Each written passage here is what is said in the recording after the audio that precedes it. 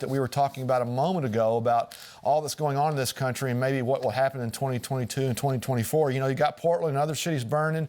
We had the report yesterday of all the cities over the 4th of July weekend where all the violence was.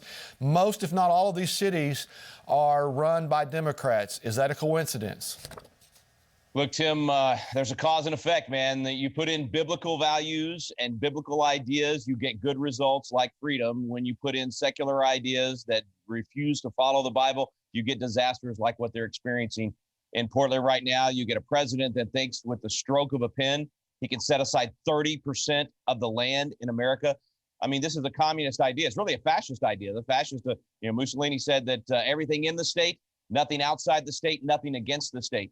30% of the land in America for the federal government. This is insanity. And we all know, just from a practical perspective, when the government owns it, everybody owns it, which means nobody actually owns it. When no individual owns it, it's not taken care of as well. The government's a failure at taking care of land. It owns way too much land in too many of the Western states as it is. It's a terrible plan. And I'm really, really happy with Governor Ricketts and the other 13 governors that are stepping up here to say no to the federal government. It's completely unconstitutional. Yeah, okay. I want to go to the petroleum, the lack of the gas prices. First of all, we're no longer energy independent. We were just 6 months ago. And in that story, it talks about the post-pandemic demand for oil.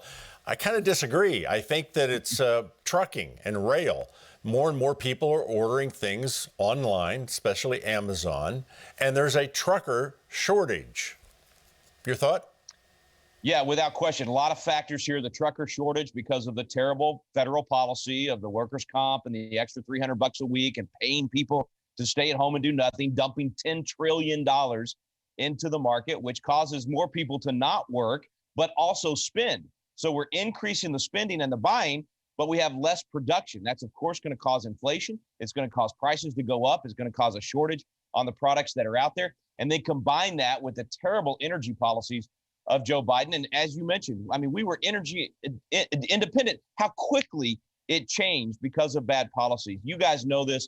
Everything rises and falls with leadership. When you have good biblical wisdom in the leadership, the people rejoice.